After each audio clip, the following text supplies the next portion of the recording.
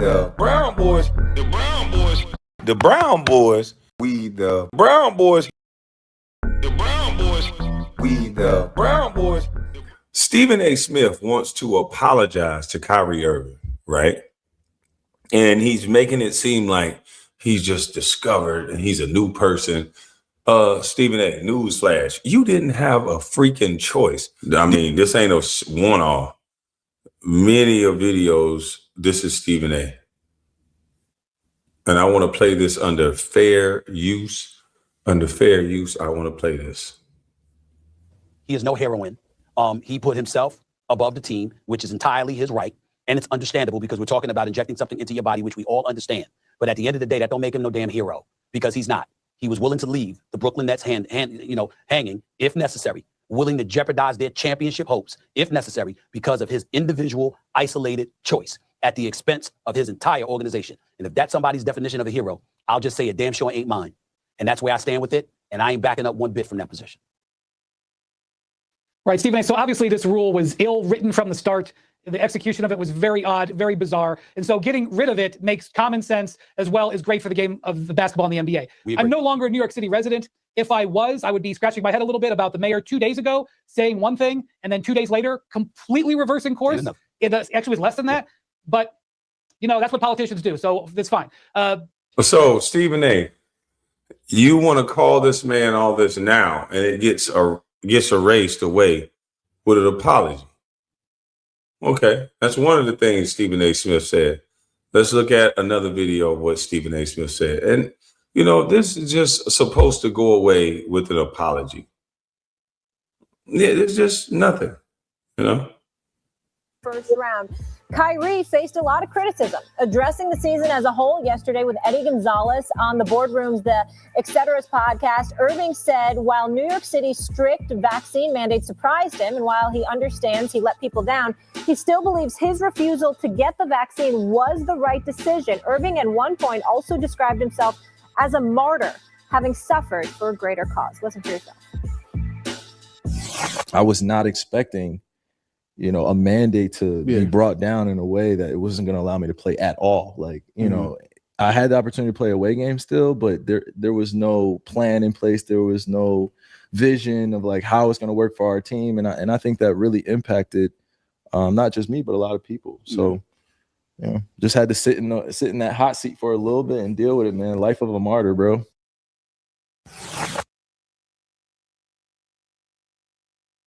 Now look at Stephen A.'s face. He's just telling you what he went through in the situation. Now I want y'all to watch what Stephen A. says and watch what he does. Never mind. But just watch what he says and does. Stephen A., what's your reaction to Kyrie and the life of a martyr? So we just going to ignore Wendy? Put me up on the split screen because I want to see Wendy. Ignore that last line, life of a martyr. Molly, sit next to me every day doing the show. When I first went off about Kyrie Irving, what did I say he was looking at himself as? Remember when everybody was going off on me? Oh, come on, Stephen A. Come on. When I sat up there like he want to act like he a martyr. Remember that? You did. Everybody said, oh, Stephen A. Come on, Stephen A. You see what I'm saying? You see, I told y'all. I told y'all. I just keep telling people with it. So you got people that can come, useless individuals that want to call me names and all of that other stuff, had their entire careers to be relevant, all right? But then they want to try to act like they're relevant now that they ain't playing no more. They know who they are. I ain't going to say their name ain't even worth it, okay?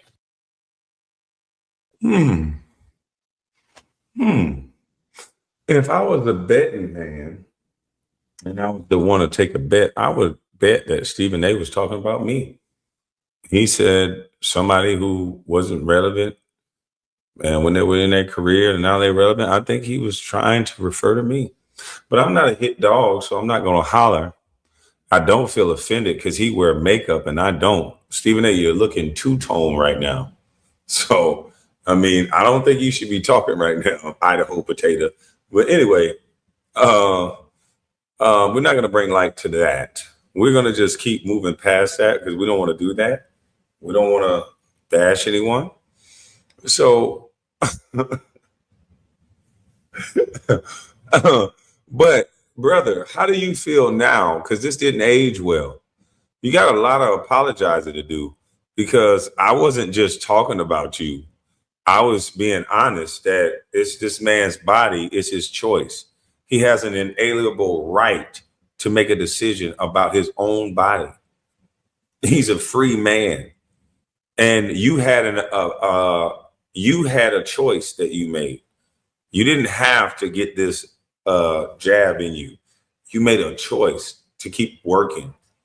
You wasn't in the position or whatever to not make the decision to put your temple above money.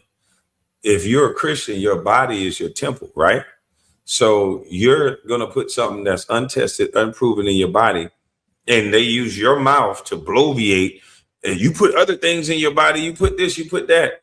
That don't have nothing to do with this one thing that you don't know about. And so for you to be a sports analyst, a journalist, that they use you for exactly what I said they use you for. So you try to make it sound like beef. You try to make this thing that I'm doing to you, which is exposing you, that it's beef about basketball. But what you say have real life consequences.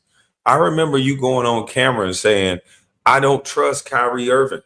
I wouldn't give him more than a 1-year deal. So you want to erase what you did with I'm sorry, when what you did in real time was affect a man's contract and affect his ability to make money, all because you bloviated other people's talking points. You believe that Fauci was some type of God. Y'all praise this man because that's what you have to do in the party that you serve. Yes, that's what I said, the party that you serve. You had to praise this man. You memorialized this man. You looked up to a man. And lo and behold, this man was wrong. This man was a narcissist. This man is writing in a journal while 1 million people are losing their life. He writing in a journal, going to eat with other people, putting masks on children. Do you know how many kids cannot read well? They have problems communicating.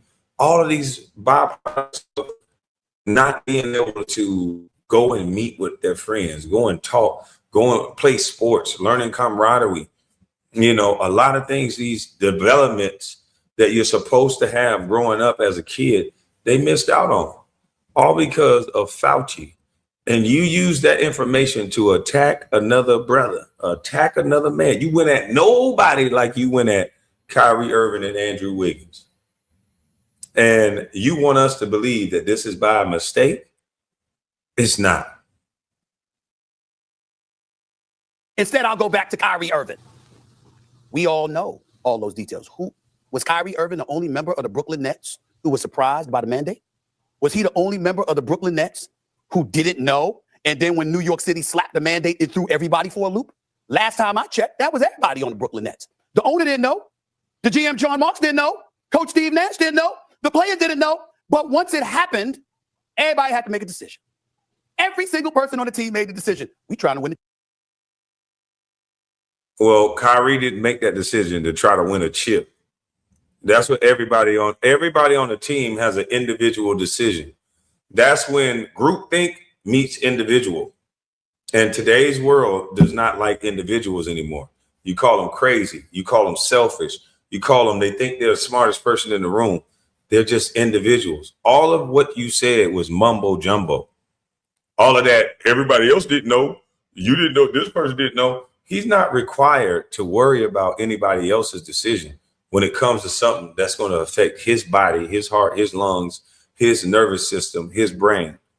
So worrying about what somebody else is doing in that moment, no, it becomes selfish because he has an individual family over here and that's affected by the things that he chooses to do.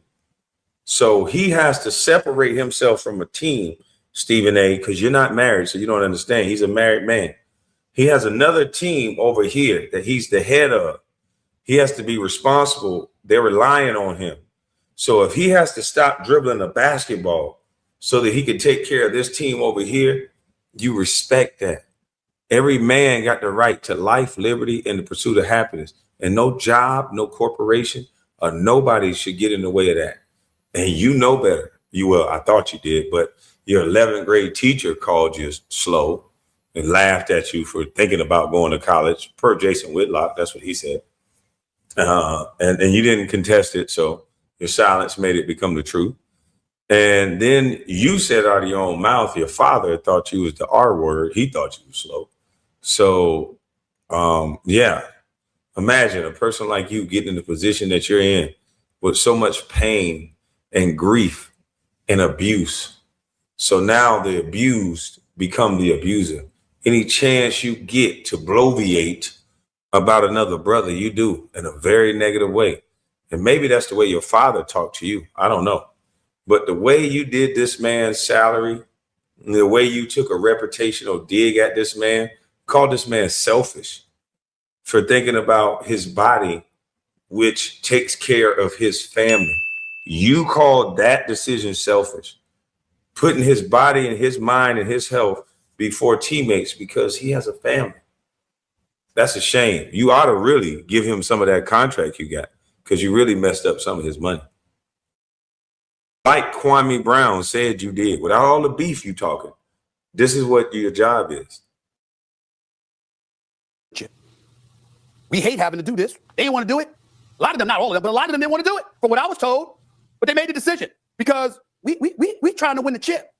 And the dude responsible for coaxing everybody to come there said, nah, y'all on your own. That's the dude calling himself a martyr. Nice try. Kyrie Irving was prepared to play basketball in New York City the way he signed the contract, under no duress, under no virus. He was ready to do exactly what he said he was going to do. You guys started a mandate that was not there before he worked and prepared to do his job, which is to play basketball. You guys listened to a weenie dog doctor that made this thing political because he wanted to be famous. And now that you got egg on your face, you want to apologize. But to look at the way that you get used, Stephen A., this is proof positive that sometimes if you don't have anything good to say, you need to just be quiet. Sometimes you need to just, because people are waking up listening to you. And it's unfortunate that you helped ruin Kyrie Irving's reputation. Not on a basketball court because he's an elite player. Now I want y'all to riddle me this. As great as Kyrie Irving is, he still took a hit from Stephen A's mouth. Pause. Now imagine what Stephen A and the way he talks and bloviate. Imagine what it would do to a player that's not a superstar. Imagine what it would do to a player that's just trying to make his way. Imagine how much detrimental he can be to that player's contract, his mental fortitude, and everything going forward. A guy that can't even do what he's talking about, speaking on it in a way where it can take away from another man. That ought to be a freaking crime. A guy like this is controlling a market on how guys get paid. A guy that cannot do the things that he's talking about. And what world are we living in where we got a participation trophy guy with this much power? Amazing. And you were absolutely freaking wrong.